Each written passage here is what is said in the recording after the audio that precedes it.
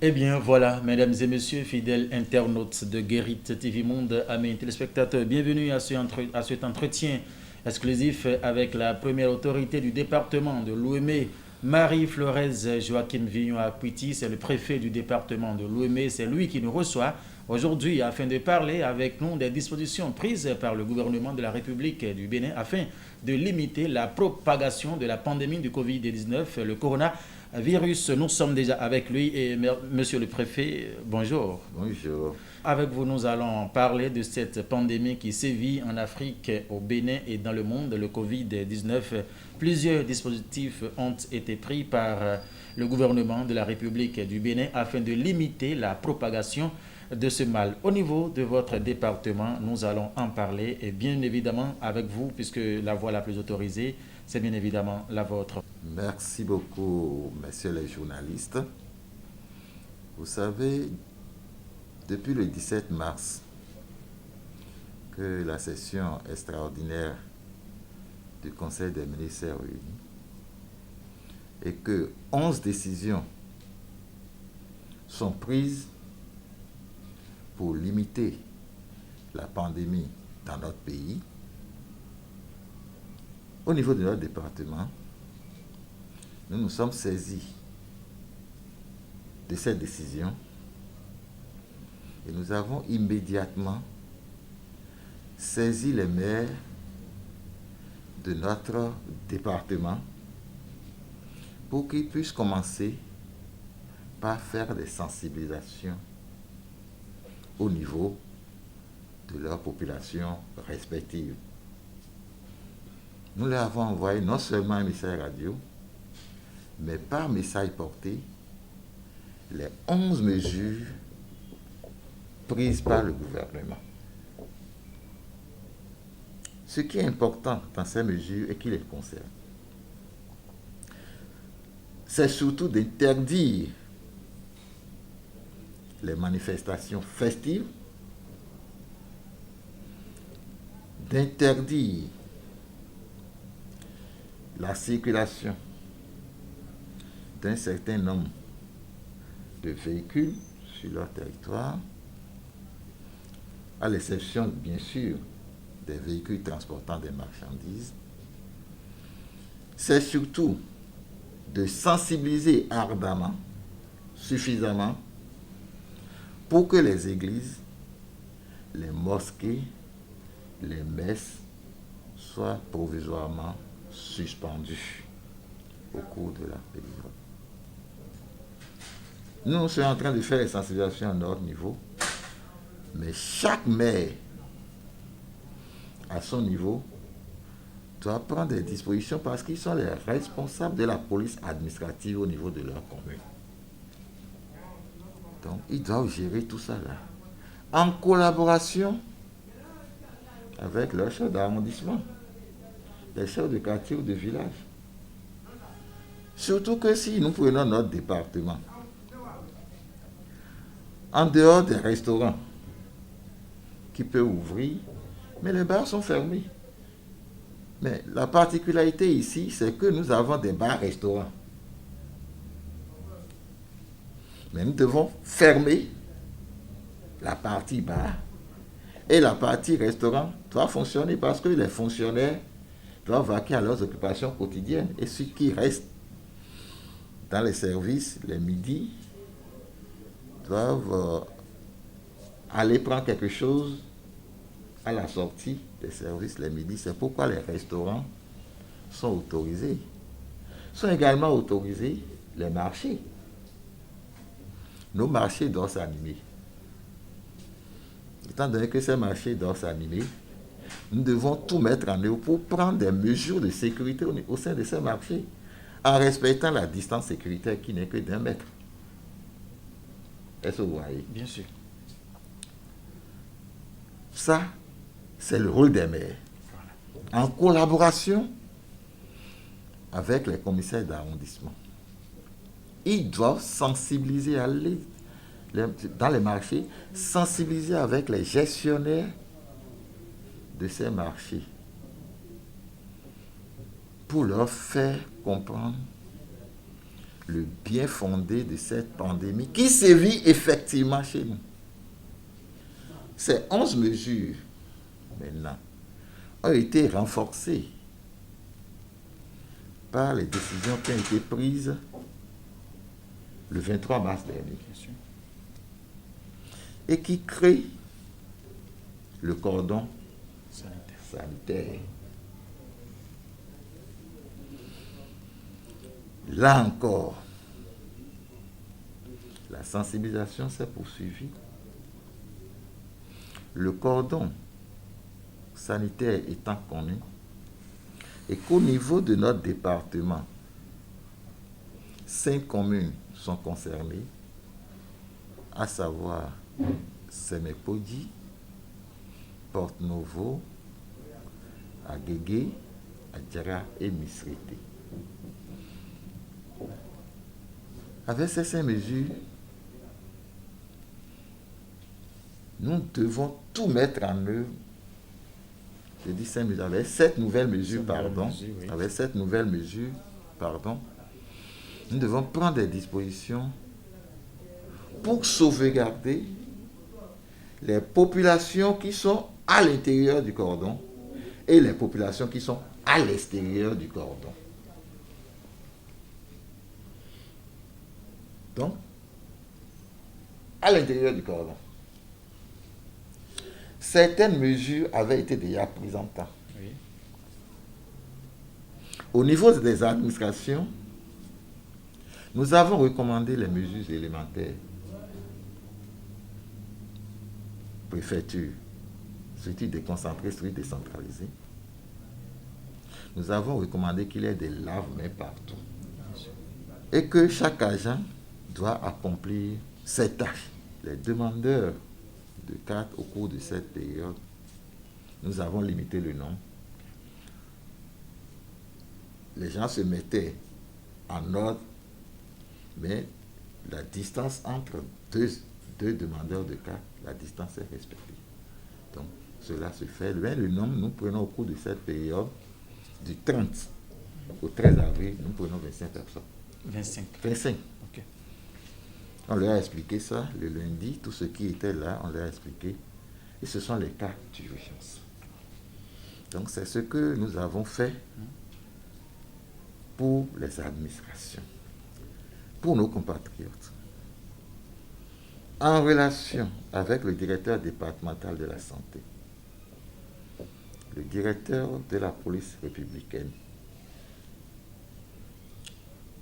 le commandant des sapeurs-pompiers, nous avons réfléchi un peu pour voir les dispositions à prendre en ce qui concerne les checkpoints. Et le dimanche même, pendant qu'on était ici, c'est-à-dire dimanche passé, nos autorités nous ont appelés à Cotonou. Et c'est là-bas qu'ils nous ont rappelé ces dispositions. En ce qui concerne les checkpoints, nous en avons 4 dans le département de l'Ouébé. Donc ceux qui sont à l'intérieur du cordon sanitaire peuvent circuler entre eux-mêmes. Cela veut dire que quelqu'un qui quitte Mesrété peut aller aisément à Cotonou. Celui qui quitte également à Cotonou peut venir à Porte-Novo, à Djara, etc. Donc peut circuler dans le cordon. Ce qui facilite d'ailleurs la tâche à nos agents qui dorment à Cotonou et vice-versa. Ceux qui sont à l'extérieur du cordon, ceux-là sont considérés comme des personnes qui ne courent pas tellement de risques. Et nous devons les protéger. Nous sommes tenus de les protéger contre la pandémie. Et les barrières, les checkpoints qui ont été placés et gardés, leur permet de circuler chez eux. Ne venez pas ici. Il ne faut pas que ceux qui sont à Vanco, Bono, Dambo, Adjon, viennent dans cette zone considérée comme une zone à risque. Donc il ne faut pas qu'ils viennent, ces gens-là viennent dans la commune des Agégués par exemple, Sémépoji, par exemple, Misrete, Adjara et Porto-Novo. Ce n'est pas bien pour eux. Mais ils peuvent circuler à l'intérieur de ces communes qui sont considérées comme des communes sans risque.